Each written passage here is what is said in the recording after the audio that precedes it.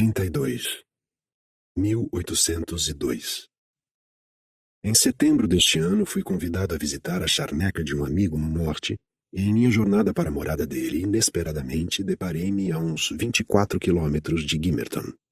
O cavalariço, em uma taverna na estrada, estava segurando um balde de água para refrescar meus cavalos, quando uma carroça de aveia muito verde, recém-colhida, passou e ele comentou: "Malditos de Gimmerton, como sempre, estão com 3 semanas de atraso na colheita." "Gimmerton?" perguntei.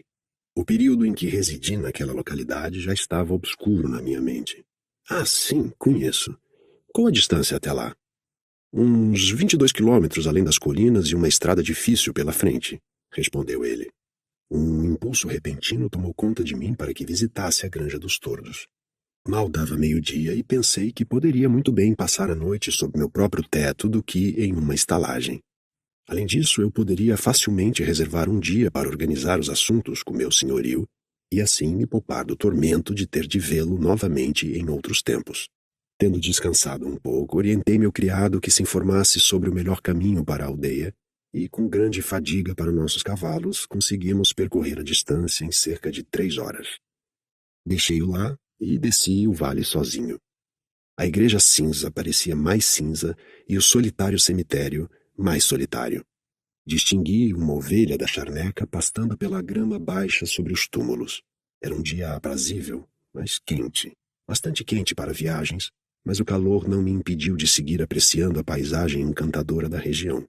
Se a tivesse contemplado perto de agosto, tenho certeza de que seria tentado a gastar um mês em meio àquela solidão. No inverno, nada era mais sombrio, e no verão, nada mais divino do que aqueles vales fechados por colinas e aquelas ondulações íngremes das urzes. Cheguei à granja antes do sol se pôr e bati à porta para entrar, mas seus habitantes haviam se retirado para as dependências dos fundos.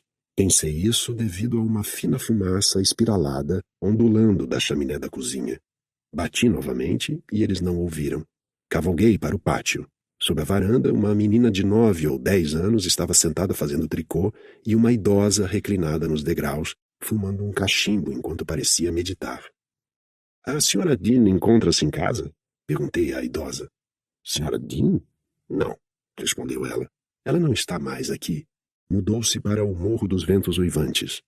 "A senhora é a governanta, suponho", continuei. "Sim", respondeu ela. "Bem, eu sou o Sr. Lockwood, o senhor da granja.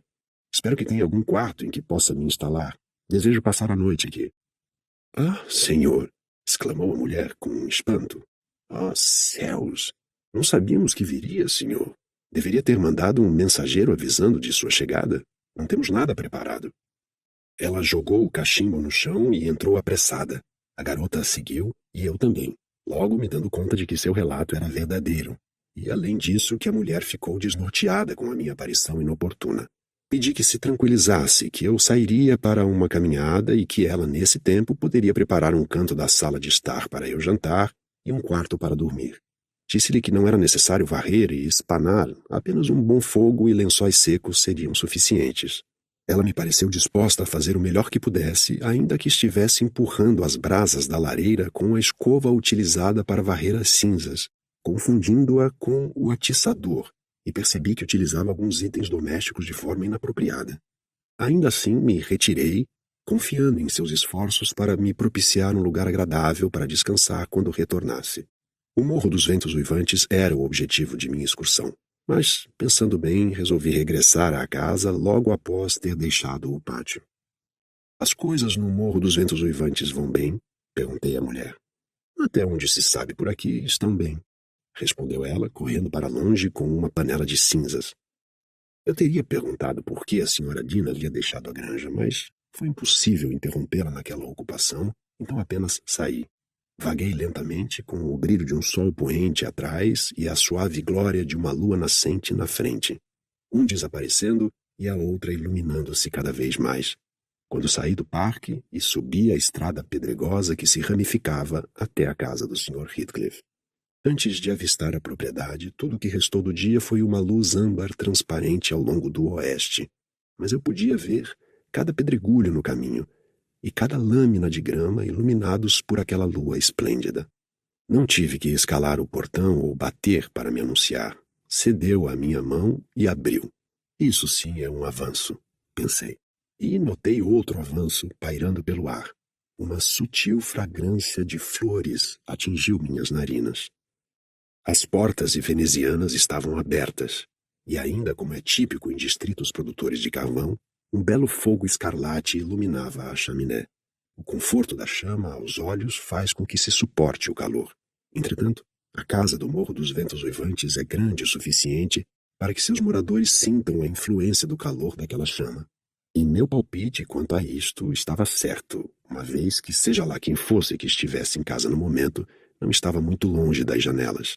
Podia vê-los e ouvi-los falar antes de entrar.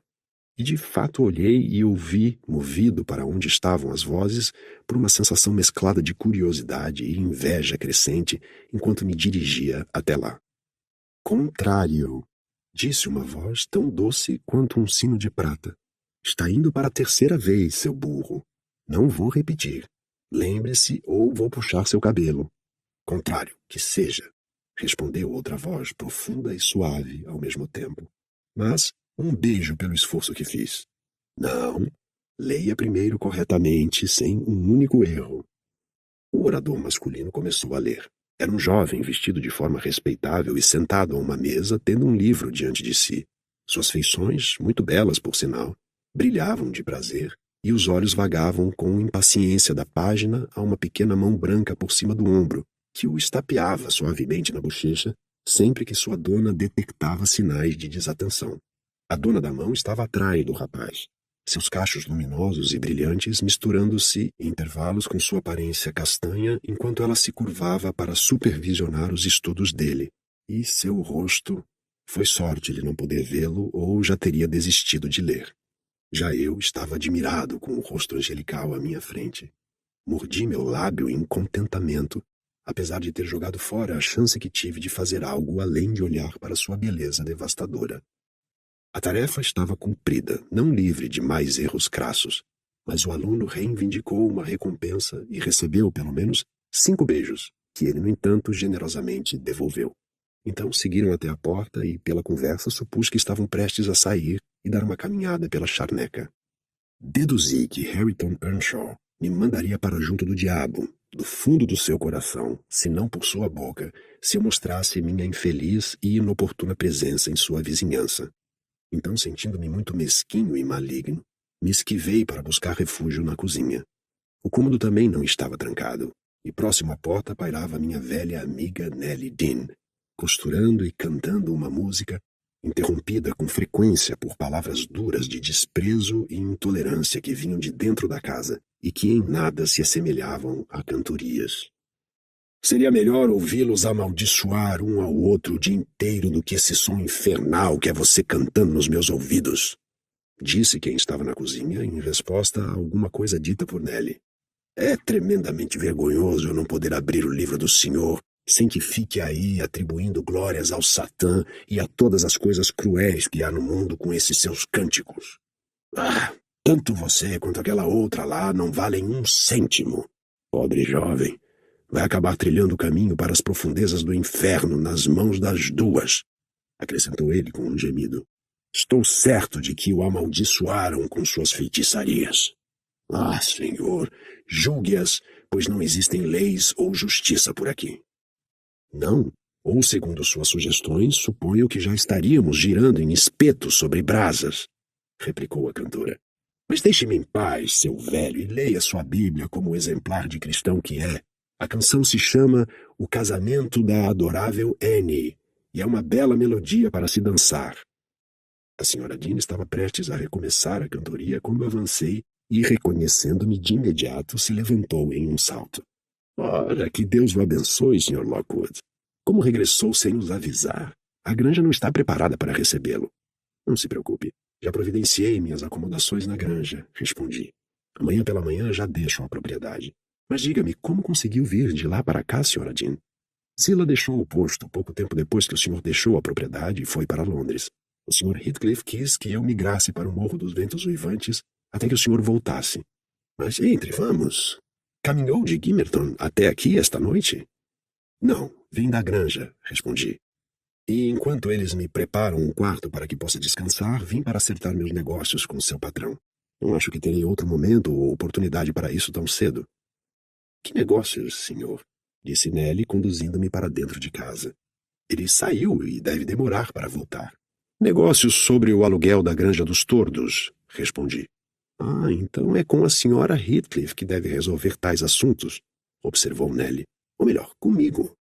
Ela não aprendeu a administrar os negócios ainda e os administro por ela. Ninguém mais. Tenho certeza de que meu semblante transparecia minha surpresa. Ah, não ouviu falar da morte de Heathcliff pelo que vejo? Continuou ela. Heathcliff morreu? Exclamei espantado. Há quanto tempo? Ele deixou esse mundo faz 3 meses.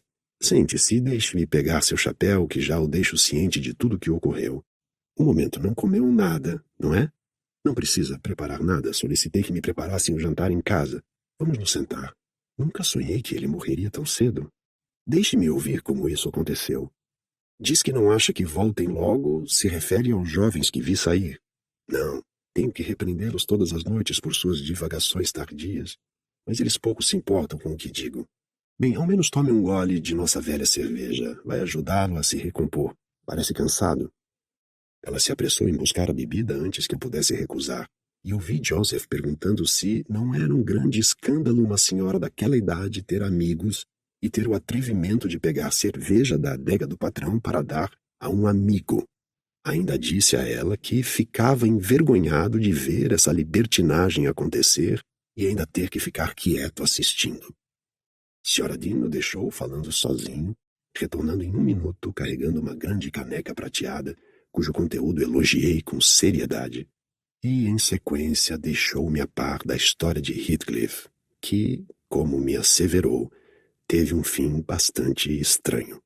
Fui convocada para o Morro dos Ventos Uivantes 15 dias após sua partida, senhor. E obedeci com alegria pelo bem de Catherine. Nosso reencontro, depois de todo aquele tempo, me deixou triste e chocada, pois ela havia mudado tanto desde que nos separamos. O Sr. Heathcliff não explicou suas razões para repensar sobre o meu retorno para cá. Ele apenas disse que me queria por perto e que estava cansado de Catherine, e que eu deveria fazer da sala de estar meus aposentos e mantivesse a menina comigo. Seria o suficiente ser obrigado a vê-la 1 ou 2 vezes por dia. No início, ela parecia satisfeita com este acordo, e aos poucos, contrabandeei um grande número de livros e outros artigos, que um dia foram sua diversão na granja, lisonjeando a mim mesma de que teríamos um conforto tolerável. Essa ilusão não perdurou muito. Catherine, satisfeita no início, em um breve período ficou irritada e inquieta.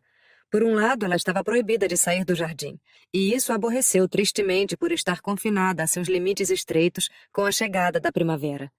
Por outro, meus afazeres como governanta me forçavam a deixá-la sozinha frequentemente, o que a fazia reclamar que se sentia solitária.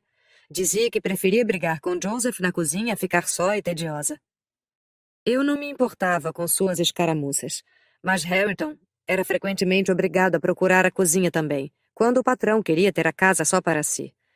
No início, ela deixava por conta dele a abordagem, ou silenciosamente juntava-se a mim nas minhas ocupações, evitando qualquer comentário ou a se dirigir a ele.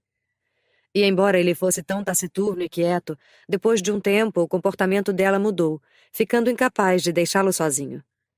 Ela conversava com ele, comentava sobre a estupidez e a ociosidade dele, expressando seu espanto de como ele poderia viver daquela forma, como ele conseguia ficar sentado a noite toda encarando o fogo e cochilando. Ele é como um cachorro, não é, Ellen? Observou ela certa vez. Ou um cavalo de carroça. Trabalha, come e dorme enquanto tiver tempo para isso. O que ele deve ter é uma mente vazia e sombria. Você já sonhou, Harrington? E se sim, sobre o quê? Mas não fale comigo. Então ela olhou para ele, que não abria a boca ou nem sequer a olhava de volta. Deve estar sonhando, suponho. Continuou ela. Ele contraiu o ombro igual a Juno se contorce quando está sonhando. Pergunte a ele, Ellen. Sr. Harrington vai pedir ao patrão para mandá-la para o quarto caso não se comporte. Adverti. Ele não só contraía o ombro, mas apertava o punho, como se estivesse tentado a usá-lo. Eu sei porque Harrington nunca fala quando estou na cozinha, exclamou ela em outra ocasião.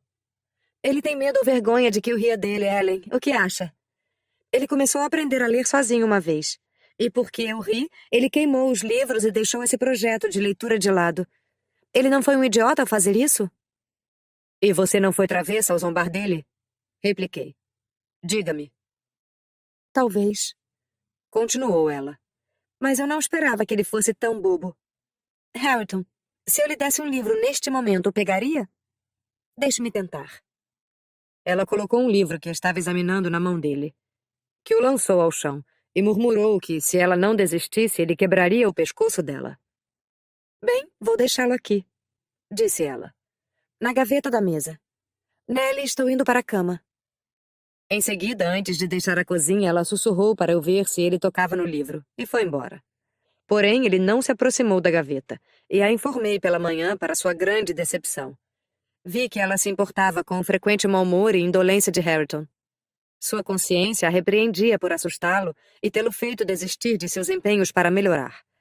O que fizera com eficácia. Contudo, sua engenhosidade trabalhava para remediar os danos causados. Enquanto eu passava as roupas ou me ocupava com outras atribuições que não podiam ser feitas na saleta, ela se aproximava com algum volume agradável e se colocava a ler em voz alta para mim.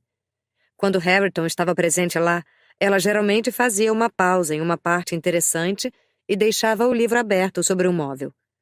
Repetiu isso algumas vezes, mas ele, tão empacado como uma mula, em vez de fisgar a isca deixada pela prima, nos tempos chuvosos fazia companhia a Joseph, fumando com ele. Se sentavam como autômatos, um de cada lado do fogo, o velho felizmente surdo demais para entender as tolices perversas da menina, como ele teria chamado. E o mais jovem fazendo o seu melhor para parecer indiferente às palavras dela. Nas noites boas, o último seguia em suas expedições para caçar, e Catherine bocejava e suspirava. Pedia para que conversássemos, e corria para o pátio ou jardim no momento em que eu começava a falar. E, como último recurso, se desmanchava em lágrimas, dizendo quão cansada estava de viver, que sua vida era sem utilidade. O Sr. Heathcliff, que se tornou cada vez mais indiferente a qualquer companhia, quase baniu Earnshaw de casa. Devido a um acidente no início de março, ele se tornou por alguns dias uma figura fixa na cozinha. A pólvora de sua arma explodiu enquanto estava sozinho nas colinas. Uma lasca cortou seu braço e ele perdeu uma boa quantidade de sangue antes que pudesse alcançar a casa. Consequentemente, se viu forçado a permanecer imóvel, próximo à tranquilidade da lareira até que estivesse novo em folha. Convinha Catherine tê-lo ali. De qualquer forma, isso a fez odiar o quarto lá em cima mais do que nunca, me obrigando a arranjar quaisquer coisas para fazer no andar de baixo para que me acompanhasse. Na segunda-feira de Páscoa, Joseph foi à feira de Gimmerton com algum gado, e à tarde eu estava ocupada na cozinha arrumando a roupa de cama. Earnshaw estava sentado, taciturno como sempre, no canto da chaminé, e minha pequena senhora se distraía de seu ócio com desenhos nas vidraças, variando sua diversão com canções que cantarolava baixinho ou murmurando alguma coisa. Vez ou outra direcionava olhares furtivos de aborrecimento e impaciência ao primo, que fumava silenciosamente sem se importar com ela, enquanto admirava o fogo da lareira. Depois que lhe dei um último aviso para que ela parasse de obstruir a luz que entrava pela janela, ela saiu dali e se aproximou de Harrington, junto à lareira. Eu dei pouca atenção ao que faziam depois disso, mas despertei-me para seus assuntos quando a ouvi dizer: Eu descobri, Harrington, que eu gostaria, que me deixaria contente que fosse meu primo, e que não agisse sempre tão amuado, zangado e rude comigo. Harrington não respondeu. Harrington. Harrington, Harrington. Prestou atenção no que eu disse? Continuou ela. Saia de perto de mim. Rosnou ele com uma rudeza intransigente. Deixe-me pegar esse cachimbo, disse ela, avançando cautelosamente com a mão e abstraindo-o da boca do rapaz. Antes que ele pensasse em recuperá-lo, já estava quebrado e queimando nas chamas da lareira. Ele a xingou e repôs o cachimbo danificado. Pare! Gritou ela. Você deve me ouvir primeiro. E eu não posso falar enquanto aquelas nuvens de fumaça estão flutuando em meu rosto. Vá para o diabo! Exclamou ele ferozmente. E deixe-me em paz. Não, persistiu ela. Não vou. Não sei mais o que fazer para que fale comigo, e vejo que você está determinado a não entender. Quando o chamo de estúpido, não quero dizer nada. Não quero dizer que o desprezo. Ora, você deve prestar atenção em mim, Harrington. É meu primo, e não há o que possa fazer para mudar isso. Não devo prestar atenção em nada que tenha a ver com você. Seu orgulho imundo e suas malditas palavras que vive usando para caçoar de mim. Respondeu ele. Prefiro ser arrastado para o inferno de corpo e alma antes de ter que encarar você novamente. Afaste-se já daqui. Catherine franziu a testa e recuou para o assento da janela, mordendo o lábio, cantarolando uma melodia excêntrica e se esforçando para esconder uma crescente vontade de chorar. Deveria ouvir sua prima e tentar ser amigo dela, Sr. Harrington. Interrompi. Já que ela se mostrou arrependida de ser tão atrevida e impertinente. Faria muito bem ao senhor. Seria outro homem ao tê-la em sua companhia. Ela, uma boa companhia? Exclamou ele. Como se ela me odeia e não acha que eu sirvo nem sequer para limpar seus sapatos? Não. Ainda que virasse um rei, eu não seria mais desprezado por ela, como em todas as vezes que busquei me aproximar. Não odeio você. É o contrário. Você que me odeia. Chorou Cat, não mais disfarçando sua angústia. Você me odeia tanto quanto o Sr. Heathcliff, se não mais. Você é uma mentirosa desgraçada. Começou Earnshaw. Por que eu deixei com raiva ficando do seu lado por mais de 100 vezes, então? E fazia isso enquanto você zombava de mim, não me dando nada mais do que desprezo. Continue me aborrecendo e pisarei lá na sala para dizer a ele que me importunou tanto que não quero mais ficar com você na cozinha. Eu não sabia que você me defendia. Respondeu ela, secando os olhos. Eu era uma miserável, amarga com todos. Mas eu lhe agradeço e imploro que me perdoe. Diga-me, o que posso fazer além disso? Ela voltou para a lareira e estendeu-lhe a mão com toda a sinceridade que reuniu. Ele enegreceu o semblante e fez uma careta, como uma nuvem de trovão, e manteve os punhos decididamente fechados e o olhar fixo no chão. Instintivamente, Catherine deve ter adivinhado que essa atitude do primo nada mais era que teimosia, e não desgosto por ela. Pois, depois de permanecer um instante indecisa, se abaixou e deu um beijo gentil na bochecha dele. Ela pensou que eu não vira seu atrevimento e, recuando, retomou seu posto perto da janela bastante recatada. Eu balancei minha cabeça em tom de reprovação, e então ela corou e sussurrou. Bem, o que eu deveria ter feito então, Ellen? Ele não apertou a minha mão, sequer me olhou. Devo mostrar a Harrington de alguma forma que eu gosto dele, que quero que seja meu amigo. Se ela o convenceu com o beijo, não sei dizer. Ele foi muito cuidadoso por alguns minutos, para que seu rosto não fosse visto, e quando o levantou, olhava para todos os lados, menos para ela. Catherine se ocupou em embrulhar um belo livro cuidadosamente em papel branco, e depois de amarrá-lo com um pedaço de fita e endereçá-lo ao Sr. Harrington Earnshaw, me fez de sua embaixatriz, pedindo que entregasse a ele o presente. E caso ele aceite, diga que o ensinarei a ler da forma certa, disse ela. E se ele recusar, irei para a saleta de estar e não o importunarei nunca mais. Bem, fui entregar o pacote e repeti a mensagem, sob o escrutínio de Catherine, que me acompanhava ansiosamente com o olhar. Harrington não abriu os dedos, então o coloquei em seu joelho. Ele também não se moveu para pegá-lo. Voltei aos meus afazeres e Catherine encostou a cabeça e os braços na mesa, até ouvir um leve farfalhar da cobertura que embrulhava o livro. Então ela saiu furtivamente de seu posto e sentou-se silenciosamente ao lado do primo. Ele tremia, e seu rosto brilhava. Toda a grosseria e rudeza o haviam abandonado. Entretanto, a princípio, ele não conseguia reunir a coragem necessária para proferir uma sílaba em resposta ao olhar questionador que ela lançava em sua direção, e sua petição murmurada. Diga que me perdoa, Harrington. Não sabe o quanto pode me fazer feliz apenas dizendo essa palavrinha. Ele murmurou algo que não pude ouvir. Será meu amigo? Acrescentou Catherine interrogativamente. Não. Você terá vergonha de mim todos os dias da sua vida. Respondeu ele. E quanto mais me conhecer, mais vergonha terá. Não consigo aguentar isso. Então não será meu amigo? Perguntou ela, sorrindo doce como mel e se esgueirando para mais perto dele. Não ouvi mais nenhuma conversa distinguível, pois falavam baixo.